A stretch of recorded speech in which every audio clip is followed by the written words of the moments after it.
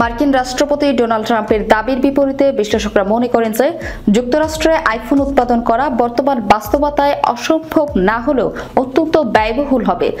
শুধু শ্রম খরচই বর্তমান দামের চেয়ে 25% বাড়াতে পারে, যেখানে একটি আইফোন 16 প্রো ম্যাক্সের দাম পৌঁছাতে পারে 3.500 অ্যাপলের বেশিরভাগ পণ্য এখনও চীনে তৈরি হয়। বিশ্লেষকরা বলছেন, যুক্তরাষ্ট্রে উৎপাদন চালু করতে কয়েক বছর সময়, বিপুল অর্থ এবং দক্ষ শ্রমশক্তির অভাব বড় বাধা।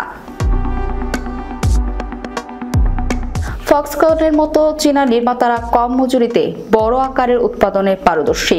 উদাহরণস্বরূপ, চীনের শ্রমিকরা ঘন্টায় $3.63 আয় করেন, যেখানে ক্যালিফোর্নিয়ার ন্যূনতম মজুরি $16.50।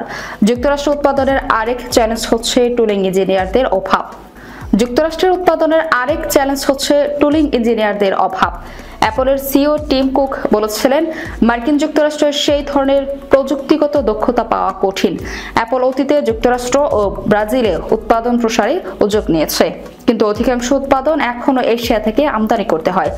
বিশেষজ্ঞরা বলেন, আইফোন ব্যবহৃত অধিকাংশ যন্ত্রাংশ যেমন প্রসেসর ও ডিসপ্লে এখনও তাইওয়ান ও দক্ষিণ কোরিয়া থেকে আসে এবং এসবের ওপর শুল্ক আরোপ আইফোনকে আরও ব্যয়বহুল করে তুলবে। ফলে পুরো উৎপাদন প্রক্রিয়ার যুক্তরাষ্ট্রে স্থানান্তর করার সম্ভাবনার চেয়ে বাস্তবতা থেকে অনেক দূরে।